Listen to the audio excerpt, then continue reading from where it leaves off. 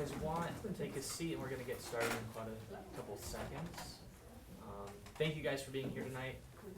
Us at the Westmont Ridley-Tree Museum, we're happy to be here tonight and host our panelists, Dane Goodman, Jeffrey Berkus, and Ginny Brush. And they're going to be talking tonight about Barry Berkus, his legacy, and his art collection. So that art collection is currently on display in an exhibition at the museum upstairs. If you don't know much about Barry, Barry was a world-renowned architect. His portfolio holds over 600,000 houses that he has designed himself. He's worked in the United States, Mexico, Spain, France, Japan. So he's worked at things like Disneyland Paris. He wrote building codes in Japan to create entire new towns, which Jeffrey helped him in that career path. Besides being an architect, Barry was an artist. Between his career and his travels throughout his life, he had an affinity of drawing landscape and architectural design. And so whether he was on an airplane, he would take a napkin and he would draw on that. And he practiced watercolors. And as an art collector, if you have seen our show, Barry had a keen eye for kind of the more difficult pieces in an art auction. And so if you have not seen those, I highly recommend that you go, and that show will be open until December 12th. Tonight our moderator is going to be Judy Larson. Judy's our director and has been the director of the Westmont Ridley-Tree Museum for the last 14 years. And she's also the R. Anthony Askew Professor of Art History here at Westmont College. We are going to have a Q&A portion at the end of the panel talk, so if you do have any questions, our panelists and Judy will help get those answered, and we'll have a nice discussion about those. Judy is going to introduce our panelists tonight, and we'll get started.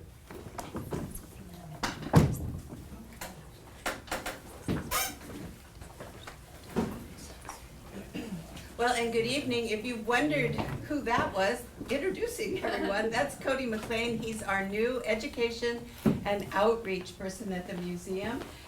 He was a Westmont grad, and he was most recently in the Ocotillo Museum, which has American Indian artifacts, Native American artifacts. And we rescued him from Ocotillo and brought him back to Santa Barbara. So thanks for that introduction, Cody. Just a few things. We do have refreshments outside, and it's perfectly fine to get a little something to sip on or eat, and just feel free to go out there. And the show will be open for a half hour after the talk, so if you haven't seen the show, you can go take these stairs upstairs. That's where the museum is. And Jeff has made these two books available. If you are here tonight, guess what? You get them free. So go grab your book. They're otherwise, like, we've been selling them for $25. Jeff said maybe we could discount them the last week of the show, but for you tonight only, you get a free book. So these are upstairs, and be sure to snag that. Also, do you want to hold up that book and talk about that, Dane? This is the Barry Berkus Family Art Collection that the Santa Barbara County Arts Commission owns. Barry gave works of about 50 Santa Barbara artists to the County Arts Commission in 2006, and he also produced this beautiful catalog. All the works in the collection, and there's about 12 here, and they are free too for your taking. And we can, if you don't get one tonight, you want one, let us know. We'll get some more for the museum.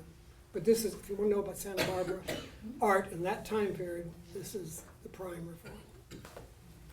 So let me do some quick introductions of our panelists, and I'll start with Jeff Berkus, who you probably all know was Barry Berkus' son.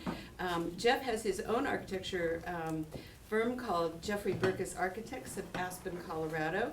Graduated from the University of Colorado Boulder and currently lives in Colorado, although we see him a lot here in Santa Barbara. Jeff Berkus Architects strive to produce living environments that are site-specific and connect the individual deeply with place, and sustainability is also something very important in his practice. Next we have Ginny Brush. who is also a familiar face here in Santa Barbara. She was the executive director of the Santa Barbara County Art Commission, and under her tenure, several programs happened that are still going on, still strong. So you really can say thank you to her for the vibrant art scene that is Santa Barbara. And she had a very special relationship with Barry Berkus and a donation that I'm sure she will talk to you about that friendship tonight. And finally, another familiar face here in Santa Barbara is Dane Goodman. He is someone also deeply connected to the art scene as an artist, as a curator, an arts manager, he wears many hats. But he did work for Barry Berkus as sort of his collection manager, curator, like jack of all trades kind of person. And I always love, the registrar has different stories than other people, so I'm hoping to hear some good stories about the collection tonight. So with that as introductions, let me start with Jeff. You, as Barry's son, you must have had memorable moments growing up, and I wonder if you could just share what was it like to be in the Barry Berkus household and to have, and for both of you to be architects when you were older. I mean, did your dad inspire that? I'm sure he did. That would be for sure. It's all I ever wanted to be from third grade was to be an architect, and Dad would take me out to the job sites, and I loved watching him draw and thought that that's how every architect was. They would just sit down and draw in front of their clients, and that was part of their DNA. And as I got up through college, I realized a lot of people didn't draw like him. In fact, nobody. He was really gifted in this way, and he taught me to be relaxed enough with clients to actually work directly with them so that they were creating their own homes and places, and it was quite an art. So growing up in our house was a very dynamic and exciting environment. My parents were the most avid art collectors that I had ever been exposed to, and our house was always an open house. People were always invited to come into the house. They didn't consider art as a commodity or being pressure. Art are precious, sorry, that's the word. It was to be enjoyed, and they, people would touch the art, that's fine. And we had a few funny stories with having a Saint Bernard who was a little loose in the mouth, like some Saint Bernards. So we had a Frank Stella that got slobbered on at one point, and we were horrified. And Mom was like, that's just what happens when you have a Saint Bernard. And so that's what it was like, just a little touch of growing up in the Berkus household. It was definitely an open house for everyone. Great. And Ginny, you next. You had a special friendship with Barry, and I wonder if you can tell us about that relationship with the Arts Commission and his generous contributions to Santa Barbara. Well, I met Jeff and his siblings and Gail and Barry when I was on the faculty at Laguna Blanca. And it was spectacular when I was teaching art appreciation, contemporary art history. They would allow us to take field trips to their house so that we would be studying certain art, but then we could just go in. And then the students would start asking, well, what's that and what's that? And then they would just get this amazing walk-through curated tour by Gail, who was usually the one that was there, but just to see their collection. It was really inspirational to them. And then later on, they were just the dynamic duo. So that was my first experience, but then when Dane approached me about the collection, that was another episode that we should talk about. Well, that's a nice segue. Dane, talk about what your relationship with Barry and working with him as the collections manager. Well, I started doing some work with Barry in 2003, and he needed somebody to kind of whip the collection in shape and go through the storage units. We won't talk about all of that I had to go through, but he literally had 4 or 5 storage units here in Santa Barbara that were full to the brim of art. And I went through and cataloged that or cleaned that up and sold a few things and did that. But then we did other things. We curated some shows together. Barry and I did this show at the Atkinson Gallery when I was a director there. And I had forgotten about this, but I came across this and I wanted to talk about it just for a minute. This is a really great show. As a matter of fact, the Kiki Smith that's upstairs in the gallery is on the cover of this. But when we were putting the show together, who should we do? There were particular pieces we both wanted in. And we got to one point, I just looked at Barry, I said, you notice it's all women. Really? So one of the, and we never ever mentioned that once. He didn't want to talk about it, I didn't want to talk about it, we just put the show up. But Barry was really eclectic in his choices. It was never about gender or race or anything. It was like, I like it, and I'll buy it. And I'm going to demonstrate, because I saw him buy work up in the show. He came to Marie Chef's studio. No, he came to Rose Snell. Where's Rose? Rose Snell's gallery. I don't know if you remember this, at the hotel. And he came in. He wanted to come there before the show opened. And he walked all the way around the room. He looks at everything, and they stood in the middle of the room. He says, I want that one, I want that one, I want that one, I want those two over here. And I saw him do that more than once. And one of those works is upstairs in the collection. He did the same thing in my studio. I tried to keep him out of my studio while I was working, because I wanted to keep this kind of professional relationship, you know. But finally, it's like, Dane, come on. And he comes in and we're looking at stuff. And I was excited. You want your work in Barry's collection. But he's, well, yeah, I want this. When he starts going on the list, and he was with Joe Berkus, his second wife, and I pulled Joe aside. I said, he doesn't have to do this. I said, one is fine. She said, Dane, he wants to do this. And so he bought 7 pieces that night. Wow. And I would have been with him when he was in galleries and other times. But what was amazing was the clarity of his decision. He saw it. He knew it. He didn't have to. It wasn't a debate in his mind about, this and that. It was like, this, I want this. And so when we did this collection for the county, I made the proposal to Ginny because I realized how many works Barry had in the collection. I said, I didn't think any of the museums in town would take the entire collection. So I went to Ginny and the county and I said, here's our proposal that we donate this to the county. And it was so much fun because they all just looked at me and said, yes. It was wonderful. Everything about that was a wonderful thing. I think it was really a success on all fronts about that, yeah.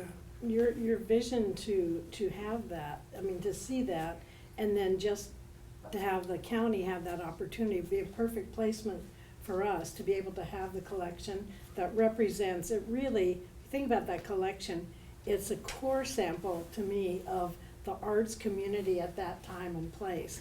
And I don't think anybody had anything that representational of, if you wanted to see what was happening at the Santa Barbara art scene at that time, they're in that catalog. And I think it's kind of unique in America that, like a major collector would give that to a county. He's giving it to the people, right? It's not to the museum or anybody. It's like, no, this is to the county. And I thought it was a really generous gift. I was so happy to be involved. It was a very generous gift. And the other thing about it is at first I think we had 35 artists and Barry just rounded it up to 50 and went out and bought 15 more works for the show. So we could get a pretty diverse group of people in that show. Yeah, that was remarkable. And I need to point out, to make it happen, he said, and yes, I'm going to underwrite the cost of printing the catalog. Lily Guild designed the catalog, paid for that, paid for the storage space, not a storage space, but to actually create an archival vault in the county that we didn't have anything like that with the alarm and all that, and humidifiers, and that's a whole nother thing, just going through the county process of accepting the art and being responsible for it, and to negotiate that it has to be shown every other year, so that it can't just be locked away, and I think that was really important. So just for clarity, everything that you received was Santa Barbara artists? Or Everything that at in that there, okay. time, you'll see there are people in here, like Ann Hamilton, and there's some other people Jeff Brown. that, it really, but it is, at that time, those people were all here in Santa Barbara doing work and exhibiting here. Because I think it's remarkable how supportive he was of the local community, but he also had some gutsy international artists. And I'm wondering, Jeff, if you can talk about some of Can you your speak favorites? up and Oh, out sorry. to us, please? I was saying, it's great that he collected the Santa Barbara artists, but he also had internationally well-known artists and some not so well-known artists that are just terrific pieces. And I'm wondering if you have like favorite pieces either in the show or in the collection, and how did he connect with all these international artists? When we would travel, we would go to galleries. I mean, it was part of his DNA. So we would go to New York. He knew all the galleries all knew him. We would go in, they take us into the back room. They wanted Barry Berkus and Gail Berkus. And I will say this because it's all about Barry. My mother was very much behind all of this, and particularly on the local front. And she was a big proponent of going to artist studios. Learn about them, learn their story. The story comes out in the art. And then when they would pick the pieces, and I'll relate this back to the international as well, I would go in and I would watch both my parents, and we would, as a family, stand back. And you would think in your mind, oh, this is what they're gonna do. No. They would pick the most challenging pieces out of the show. And so they never rushed to the show like so many people do in the gallery because we've got to get there because we have to buy the best piece because this is going to... They would just wait, not worry about it, because they knew they were going to pick a piece or pieces that weren't the pretty ones, the easy ones. They were the ones that they could tell the artist was reaching forward. They were doing something where the narrative was shifting. And it's very much how they collected the pieces throughout their career. And when you look through the collection, the John Walker upstairs, to answer your question, is probably my favorite piece that they ever owned. And they had some really nice pieces. In truth, in very truth, I tell you, I am the door. And it's a very challenging, big piece. It's 12 feet wide and 8 feet tall, and they would have it in their living room, and they would sit in front of it, and they did a family Christmas card in front of it one year with a dog and dad and mom, and it just was them. Bold, bright, challenging, and that is who they were as a couple and who they were as collectors. So was your mother as involved in the decision-making, or was it a... Sometimes like when couples are collecting, they say, like, don't both agree on something because you're not going to get the strongest piece. Like, go for the piece you love the most, and chances are that is the strongest piece. So how did that work in their collecting relationship?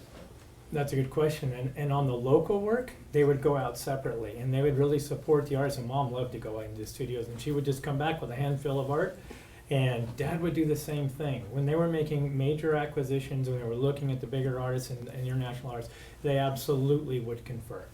And they would look at them, and they were amazingly alike in what they really liked and what they would have around the house. But there was a lot of art that when we were growing up and younger would be considered very challenging to parents that would come over with their children and look around and say, oh, wow. And they were always very open about that. We have art that is going to be challenging, and that's who we are. Yes. Dane, you must have some great stories about Barry and the collection, and everybody makes mistakes. We don't want to talk about them, but were there mistakes too? Well, yeah, I mean, you know, there's my taste and there's his taste. And you know, I didn't like every piece that he had in his collection, but, you know, who cares? There are these other phenomenal things. Oh, that one's, oh, like here's 10 that are really good. One thing, I'll talk about the John Walker a little bit. Barry was on the collections committee of the National Gallery in DC, and I happened to know the senior curator, and I told him we were going to be doing discussion. He says, oh, I'm so happy you're doing it. He said, I love having Barry on the committee because he was always pushing everybody else on the committee to buy more, to get more, to give more. He said he was wonderful. And he said, I had memories of coming to Santa Barbara and riding around, and he said, I think it was Barry's white sports car, which I don't know which one that was, but and they were going to his houses and stuff. But he also played for Harry Cooper these tapes that he had recorded of his phone calls with Lance Armstrong. Does that ring a bell? Lance Armstrong International Bike, because Barry was a major bicyclist. Barry was an incredible athlete, you know. He played, he did everything. First time I was in the house on Equestrian, I'm looking around, he's got all this great art, and here's a little plastic model of a dragster. If you know what that is, a dragster car. And I'm looking at it, it's Don Prudhomme, a mongoose. And I'm a guy that, growing up in Illinois, I used to read all those magazines and say, what is this about? You've got all this art, but what is this model? Oh yeah, I met him, and I got to drive that dragster. And it's like, that's like saying you got to play with LeBron James or somebody. It's like, he had stories like that all the time. And so he had this incredible passion that's rarely seen. I mean, it's a genuine passion. It's not about the money. It's not about impressing people. It's just like he really wanted to know something about it. And it made no difference if it was Andy Warhol or me. I mean, he wanted to know what was going on. And it was a great conversation and a lot of fun to be with. I mean, really a joy to be with. That's fun. Jenny, how about you? Are there memories of that friendship or stories he told you? As I said, they were the dynamic duo. So, I mean, I can't imagine Santa Barbara. I think about the involvement with the Contemporary Arts Forum, with the contemporary group at the Santa Barbara Museum of Art, and there was the famed fundraising event at their house with the gale force winds. And yeah, Gail enjoying it all the time, worrying about the tent not flying over during the whole sale. But it's great to have this resource of work from that time, but they were involved in the community. They were just out there. They were out going to studios every opening. They would be there, and it would always be entertaining. That catalog that's on the top there, Judy. Yeah. This catalog that she's going to show you is from a show at the Santa Barbara Museum of Art in 1984. And Marie and I came to town in '83, so talk about super big names in this thing. But it says works from the Santa Barbara Collection. They didn't even have their name on the show. They just showed this. And part of this was about the Olympics, 1984 Olympics. And Barry was the rowing commissioner, and that's why they did the rowing at Lake Casitas, because Barry was involved with that. He also got all those international athletes to stay here in Santa Barbara out at the university. So a lot of architects and designers were involved with doing things at the university to just make it look great. So this was a much broader thing than somebody who just walks in the gallery and buys a work of art. It's a bigger vision than most people would conceive. I mean, I certainly don't know tons of collectors, but I think he was exceptional in so many regards. Yeah. Now, we are very grateful to the Berkus family for the about 100 pieces that we received, and it was most generous. And in trying to find a common thread, it's sort of hard because you were right, you described him as eclectic, but I see a lot of architecture. I mean, obviously that's a thread that runs through his collecting interests, just architectural drawings based in some kind of geometry or architectural ideas. Do you find that to be true? So they both were looking at draftsmanship. There was if you could draw, it was really a part of it. And they bought, and a lot of the studies for paintings and for pieces. And that's why they would visit the artist studio. They were really interested in where that piece come from. Do you have any of those drawings? And that was a major part of the fun for them, was to see where the piece came from. There was a Lawrence Geip study that I remember very well, that he was very actually Mom was more excited about that. And it's this airplane going through the sky, and it's a piece that we still have actually, and it reminded me of Mom doing her first solo, first and only solo in a plane. But they would buy things that were connected to what they were doing at the time, because she was flying, and it was a huge thing for her. They were both adventurous. Dad had a world speed record in a hydroplane. They just we're a dynamic group. But when it came to Westmont, I want just a little backstory on that. Dad had done an exhibition here where Westmont invited him up to do an installation, which he always appreciated.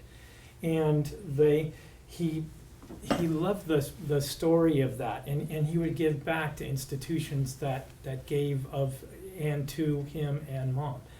And so they looked at Westmont and obviously loved this building and said, this is a great repository for some of the family collection. And so we had been working over the last 30 years, really, were some of the first pieces that you received, and then you purchased some. And he always had a soft spot for Westmont. And Chris Rupp, who's sitting down here quietly, who curated with Judy the show upstairs, it's remarkable. And they asked me which pieces, and we put together a list. But I really stayed back, and they did it, and the family didn't have a lot of involvement on it. You guys did it, and it's a wonderful exhibition that's a cross-section of the work that is here. And you'll see when you look at these pieces exactly what was in her question. Belt thing? Barry told me that story, and he brought out these clippings, and they're like, you held the world speedboat record. He said, yeah, and there's this picture of him in this boat, and the boat's planing up about this much off the water. It's got this huge V8 engine in the back, and he said, yeah. He said, well, there's this other race. He said, I kind of got off course, and I ran up on the shore, and some people helped push me back in. He said, but I still got second place. That's the competitor. Can one of you tell us about Barry inviting Goldsworthy to Santa Barbara and what that was? 1992. 3 families got together and sponsored through Cheryl Haynes Gallery in San Francisco, Andy Goldsworthy coming to California and making ephemeral work. And at the time, we had no idea. I was in high school, I think, at that time. 92, no way. That's way. I was there. Sorry, you were there. This is right. I'm thinking it was way before that. You're way off. But no, this was 92. So you were 88 years old. Exactly. So he came to Santa Barbara and made work on Hope Ranch Beach. And there's one of the pieces up there is the narrative of the sandstones he made. And it was fascinating to watch him work because he was very private about his work. He would go out in the morning before sunrise and do his thing and then take the photo of that piece, and then it would just go back into nature. So he knew exactly where the tide was going to be. He made this series of balls. Tide comes in, takes the balls away, sand balls, and that's it. And the artwork is him, which nobody really sees him doing his work. He does it out in nature on his own, takes a photograph, and that one photograph, of which he only made one print, is what is the piece. But he had quite a career. I mean, nobody knew who he was at that time. And he did this experimental work, working up the coast, San Francisco, Sonoma, and Santa Barbara, and became really a part of our family's life after that. And in fact, I worked with him at Aspen Institute and Aspen on multiple installations, and he's just magic, really interesting. But yes, we met him in 1992 when I was way past high school. but that was one of the magical moments of artists, to have found someone like him at such an early part of his career. I was stunned because I remember walking outside the museum, and your mom came down, and she was with some people. She said, Dane, here, I want to meet this artist, Andy Goldsworthy. My jaw just about hit the floor because I knew who he was, and it was kind of like, what is he doing here? And so that was a great project. I think another thread is photography. There's a lot of great photographers in that collection. Is that also true of what you have at the commission? It is. I mean, I think there's a very dense photo community here. It's I think has a lot of vitality, and especially at that time, I think it continues on now. But if you go back and you look at this catalog, you'll see names that are, like Duff Everton and Oh, yeah. some other people that are out there still going on at that time. I wanted to ask if do you think it was easier in that day for someone like your mom to go into a gallery and say, hey, I've got this idea? Do you think the artist would be willing to work in these 3 cities? And if they'd say, oh, sure, let's look into that. It's all over the board now. I really do believe that. And I think that Mom had a way about her, though. She could get anyone to talk and anyone to get excited about what they're doing and to share their story. So I think that if she were still alive and still visiting, she would still be able to get people to do things. She would, absolutely. Yes. Uh-huh. Well, I'm going to open it up to the audience. A lot of you knew Barry. What questions or even what anecdotes or stories do you remember about Barry? So please, Holly. I have a question. What was your father and mother's life as children, like where they developed this interest in art? I laugh because my daughter's here, and it's second generation. We had a very broad perspective of what art was. Right. And so I'll never forget this. We're coming to our house, and my wife ran into the garage door, and it was a metal garage door, and just crumpled it a little bit. And our son said, "Oh, that's art." But she asked about them as children, like how No, they developed But, theirs. them or Yeah. us as children No, with them. them? Oh, I don't. You know what? My father grew up in the least creative environment that there was. So okay, that's an even better question. Yeah. Sorry. And so he absolutely. His father was a furniture salesman. His mother was a writer, and very refined and very conservative. And he was the wild man. And from the time they were a child, my grandfather would take me golfing and just tell me, now you don't need to be like your father. He's a little out of control, you may have noticed. And that's the environment that he grew up in, and he absolutely was not influenced in one way on the creative side for there. But his mother she would step out, and she was pretty adventurous in what she was doing writing wise at a time where women weren't getting any kind of fanfare.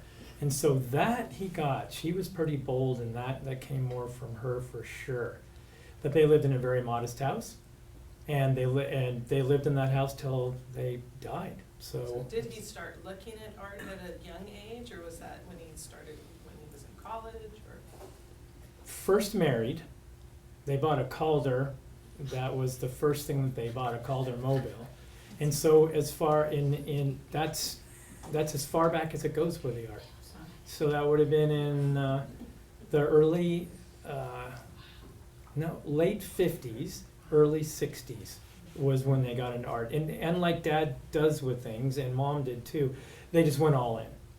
I mean, all in, buying things they couldn't really afford at the time, working with galleries, figuring out how to pay over time. I mean, Dad was very adventurous in that way because he wanted to support as many artists as he could, and he also wanted to stretch as far as he could buying things that he thought were amazing.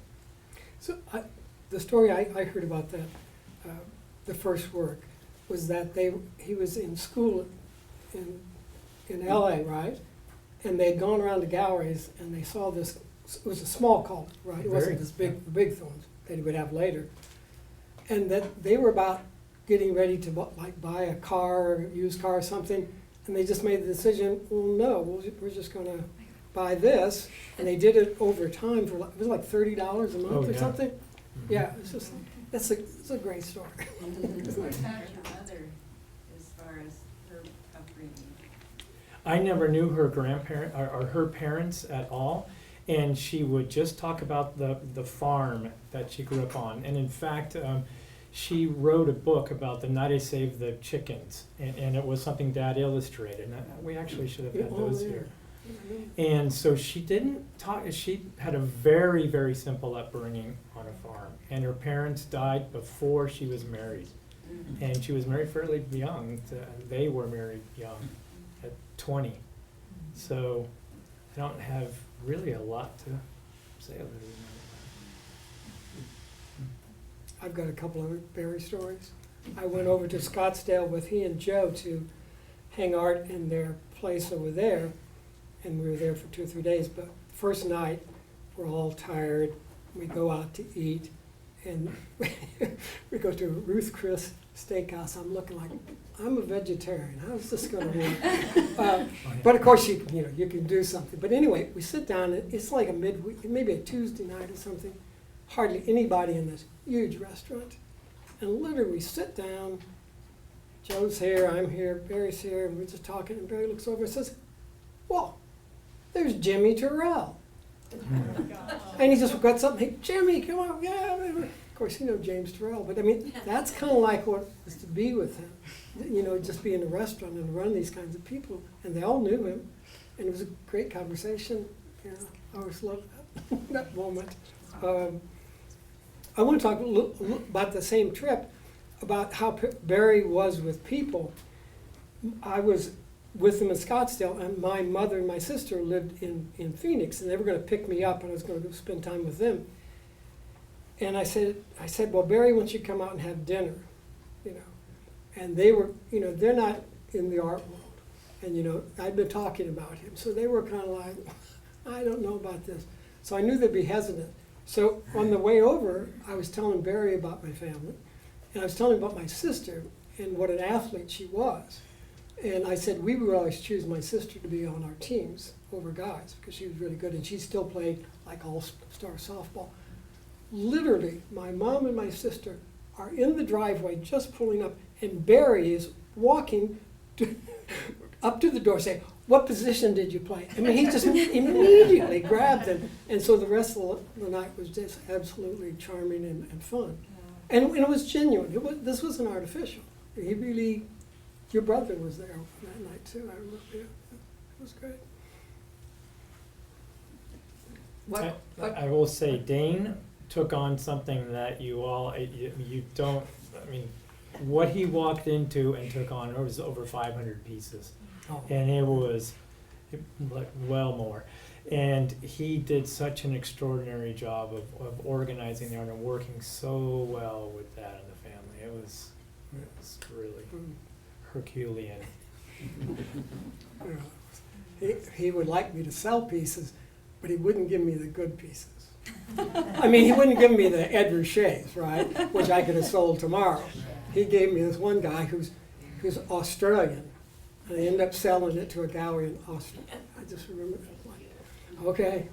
And he was really dubious. I said, they want it. They want this piece. And it worked out. But it's like, just give me the easy stuff. More comments or questions or remembrances, stories? I can tell you when I teach museum studies here, and I teach it by doing a lot of field trips.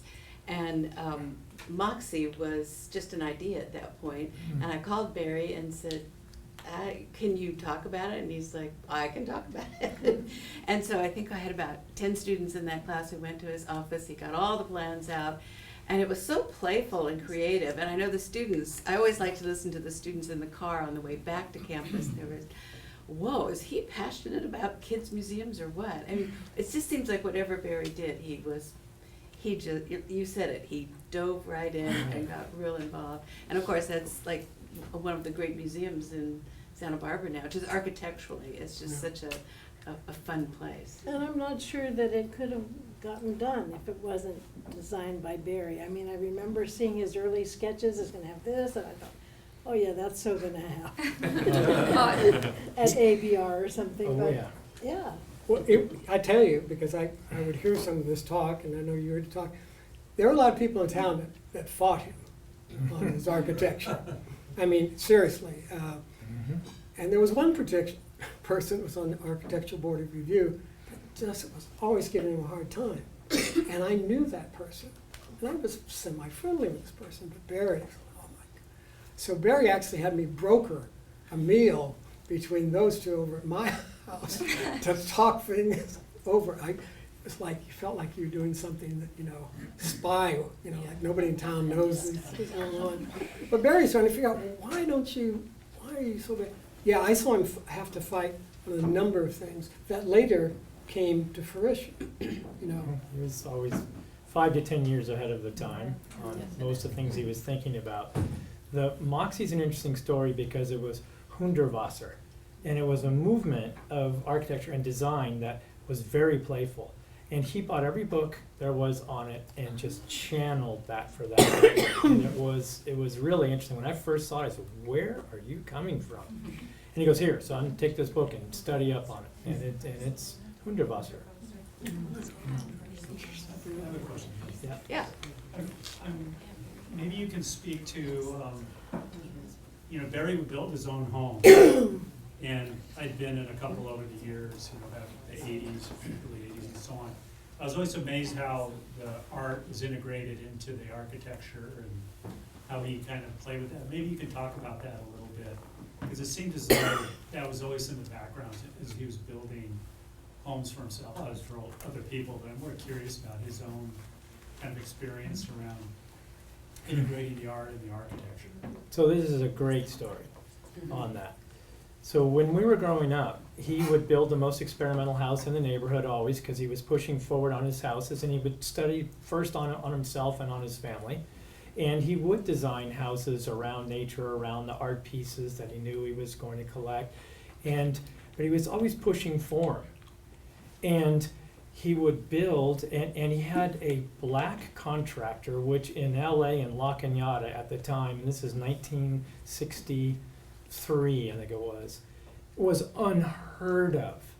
And this Henry Wilson and his boys built the next 5 of Dad's houses in Santa Barbara. They would commute from Fontana, live up here, and build his houses, because Henry Wilson and his family were the only people Dad trusted with these experiments. And Stephen, my brother, would ride around with Henry in between his legs, going to lunch, and it just, it was very bold at the time. And my brother went into construction because he was swinging hammers with Henry when he was in diapers almost. I mean, it was, so he was very bold in his experiments with his homes. And when the home was done, the minute the landscape was finished, we all would look at each other and say, "Yep, here we go again." Sell the house, build a new one. I mean, that is just how he was. And they were all highly experimental and really fun places to grow up in. But yeah. And isn't one of the books about the parallel between art and architecture and that, so one of these, right? Yes. Yeah, 'cause that's who's asking about that. Yeah. Parallel connections, There you good go. memory. And in the book, you see a lot of this, and it answers Robin's questions. I mean, he would absolutely look at pieces like Dan Secort's office building came from a Picasso piece. And it was really interesting when I saw it. I said, "Where did that come from?" And he showed me the piece, and it's in the book. And I said, "Wow, that's really interesting." Yeah. One thing, if you ever go to Palm Springs, you can see Barry's almost first project on his own. I can't remember, what's it called? Park Imperial. Park Imperial. And it's a perfect 60s modern. And Barry was the youngest of all of the Palm Springs modernists. If you know anything about Palm Springs and the modernist thing, Barry was the youngest person to build stuff that there's kind of a line, and he's the youngest guy.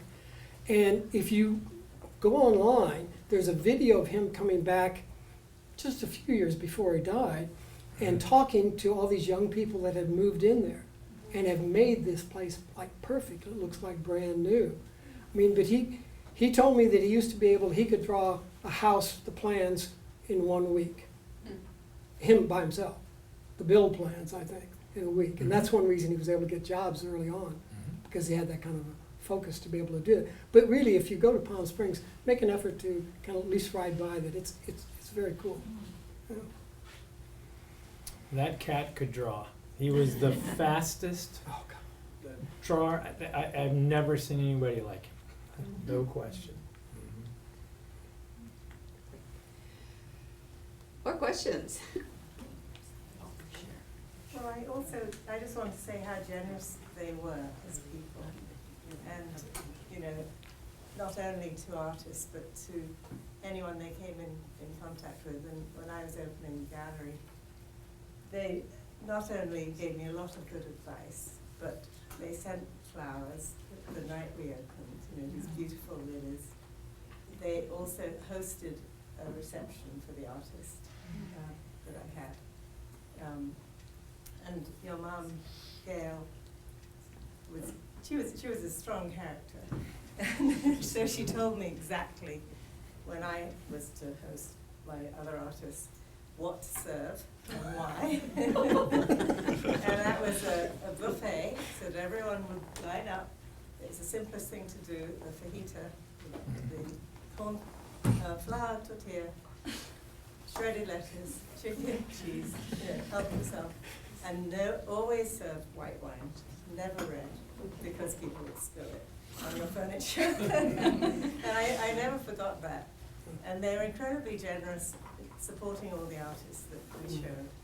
And showed, you know, they really had interest. And the other place that they were incredibly generous was UCSB. Yes. They'd never missed the master's degrees, their final exhibitions, or the graduates. And they'd often buy from those students. And of course they had very good eyes, so often those students went on to become well known. But I always thought that they never would miss that, and it was very impressive to pay so much attention to the artists. I'm glad you brought that up about UCSB. We still have a Hillary brace in our house. That was one of her watercolors from college days. And they had a really strong connection with UCSB. And I would be remiss if I didn't mention Rita Ferry, who was very much a part of the art scene with Dane and Ginny and my parents throughout time, and County Arts Commission. And she's a very special woman who's given a lot of herself to the arts community over time. Yeah, very involved during that time, and very involved when we did get the collection. She was able to curate that and put up the exhibitions going forward, but it was great because she knew all the artists and so on, and yeah, that was a real asset. But she emailed me before tonight and said, just make sure you give credit to Gail. So Barry was great, but Gail was right in there with it. So I feel we did Rita proud. Yeah, good. Gail got her credit. Great. I see Alex Rasmussen out there, and I want to say that he hosted a party the other night out at his shop, if you will. It's an amazing place where they create from aluminum incredible art pieces, but also industrial-oriented pieces. I could be a whole background on it. But he did something that I hadn't seen in a long time, and it was bring the creative culture together. And with COVID, we really distanced ourselves from one another. And I went and I sat on in an old Eames chair in the middle of this group of people because he had brought a jazz band. And they were improvisational jazz, and it was so magical. And I sat there and I spun through time. It's exactly what my parents would do.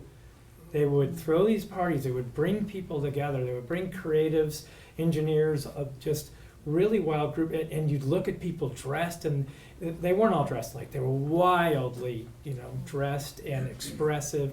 And the parties always start off just a little awkward, and then after, time together, everybody understands they have this common passion for the creative world. And it was nice to see that start again. It's something that my parents would have absolutely loved. So fully supportive of that, and for any of you that want to do things like that. Definitely hoping to inspire others to give it a shot. And we'll try it again at some point sooner than later.